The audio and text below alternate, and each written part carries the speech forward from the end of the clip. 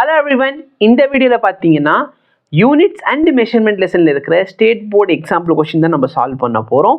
வாங்க கொஷின்ஸை பார்க்கலாம். Example 12. Convert 76 gram of mercury pressure into Newton meter power minus 2. So first of all இந்த 76 gram of mercury வந்து என்ன mean பண்ணுது? ப்ரெஷரோட ஃபார்முலா ரோ ஜி ஹெச், சரிங்களா? ரோ ஜி ஹெச் இதான் ப்ரெஷரோட ஃபார்முலா. 76 கிராம் ஆஃப் மெர்க்யூரி அப்படின்னு சொன்னால் இந்த 76 சென்டிமீட்டர் ஆஃப் மெர்க்யூரி அப்படின்னு சொன்னால் இந்த 76 வந்து ஹைட்டை ரெப்ரசன்ட் பண்ணுது. மெர்க்யூரின்னு சொன்னால் டென்சிட்டியை ரெப்ரசன்ட் பண்ணுறோம். அப்போ நல்லா பாருங்கள், ப்ரெஷரோட வேல்யூ என்ன ஆக போகுதுன்னா டென்சிட்டி எவ்வளோ மெர்க்யூரின்னு மென்ஷன் பண்ணியிருக்கேன். அப்போ மெர்க்யூரியோட டென்சிட்டி போட்டுக்கோ. இது பழைய யூனிட்னால நான் கிராம் பர் சென்டிமீட்டர் கியூப்ல எழுதுகிறேன். ஜியோட வேல்யூ என்ன sir? 9.8 metre per second square. எனக்கு எஸ்ஐ யூனிட்டில் வேணால், எனக்கு பழைய காலத்து யூனிட் அது சிஜிஎஸ்ல வேணும். ஓகேவா?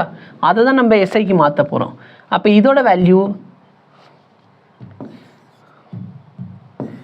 980, சரிங்களா, centimetre per second square.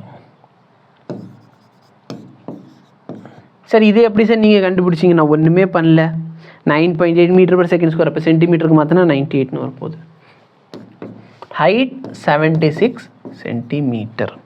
So இதான் ப்ரெஷர் எதில் இருக்குது சார்? இது சிஜிஎஸ் யூனிட்டில் இருக்குது. ஓகே, இது எல்லாத்தையும் நீ சிம்பிளிஃபை பண்ணி எப்படி எழுதிக்கலாம்? டயன் பர் சென்டிமீட்டர் ஸ்கொயர்னு எழுதலாம், நோ ப்ராப்ளம். இதை எதுக்கு மாற்ற சொல்கிறேன்? Newton metre power -2. Newton metre power -2னா ஒன்றுமே கிடையாது. நியூட்டனோட யூனிட் என்ன சார்?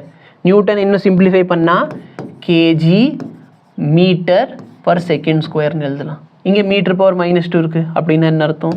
Into metre square. இதை நான் சிம்பிளிஃபை பண்ணுறேன்னு சொன்னால் கேஜி பர், இதான் மீனிங். கரெக்டாக? ஈவன் இந்த இடத்துல சிம்பிளிஃபை பண்ணிப்பார். இந்த 2 சென்டிமீட்டர் சிம்பிளிஃபை பண்ணால் 1 சென்டிமீட்டர் கேன்சல், 2 சென்டிமீட்டர் கேன்சல் பண்ணினா இந்த இடத்துல என்ன கிடைக்கும் பாரு. இதோட ப்ரெஷர் வேல்யூ வந்து 13.6 இன்டூ 980 இன்டூ 76. இந்த 2 சென்டிமீட்டர் இதோட கேன்சல் பண்ணிட்டேன்னா உனக்கு யூனிட்டில் gram per centimetre square, sorry centimetre ஸ்கொயரில் சென்டிமீட்டர் கிடைக்கும். ஏன்னா 2 சென்டிமீட்டர் கேன்சல் ஆயிரும். ஸோ இது நம்மளுக்கு கிடைக்கும். இது எதுக்கு மாற்றணும்? அந்த யூனிட்டுக்கு மாற்றணும். இது எதுக்கு ஈக்குவலண்ட்டு? இது வந்து நியூட்டன் மீட்டர் பவர் -2க்கு ஈக்குவலண்ட். அப்போ N1 U1 is equal to N2 U2. N1 value என்ன சார்? இதான் வேல்யூ.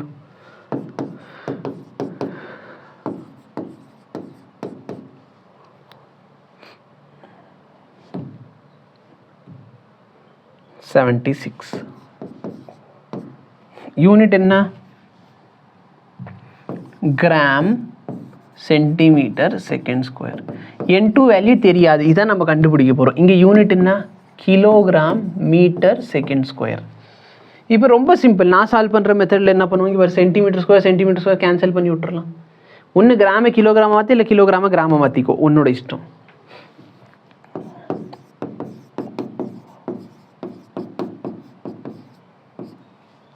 ஓகே,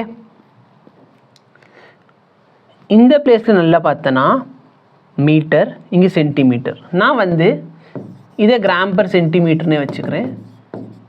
கிலோகிராமை கிராம மாற்றினா 1000 ஆயிருமா? மீட்டர் சென்டிமீட்டர் மாற்றினா 100. அப்போ இங்கே என்ன ஆயிடுச்சு? எனக்கு கிராம் பர் சென்டிமீட்டர். இந்த கிராம் பர் சென்டிமீட்டர் இதையும் கேன்சல் பண்ணிட்டேன். இதை சிம்பிளிஃபை பண்ணால் 2 0 போயிடுச்சுன்னா இங்கே ஒரு 0, இதையும் கேன்சல் பண்ணிடு. அப்போ N2 வேல்யூ என்ன கிடைக்கிது? 13.6 இன்டூ 98 இன்டூ 76. இதை சிம்பிளிஃபை பண்ணால் நம்மளுக்கு N2 ஆன்சர் வந்துடும்.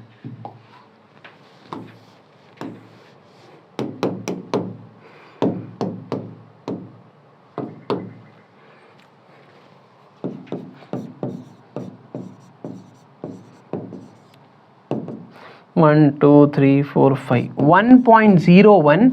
இந்த 292 ரவுண்ட் ஆஃப் பண்ணால் இப்படி எழுதிக்கலாம், சரிங்களா? Into 10 power 5. So 76 centimetre of mercury ஹெச்ஜின்னு எழுதலாம், is equal to 1.013 into 10 to the power of 5 newton metre power -2. ஓகேவா? ஸோ இதுதான் உங்களோட ஆன்சர். சரி இது வேறு ஏதாச்சும் வழியில் எழுதலாமா அப்படின்னா எழுதலாம். இதை நான் வந்து டயன் பர் சென்டிமீட்டர் ஸ்கொயர்னு எழுதலாம். ஓகே, ஸோ இதுதான் இதோட சொல்யூஷன். உங்களுக்கு புரிஞ்சிருக்கும்னு நினைக்கிறேன். டவுட் இருந்தால் கேளுங்க.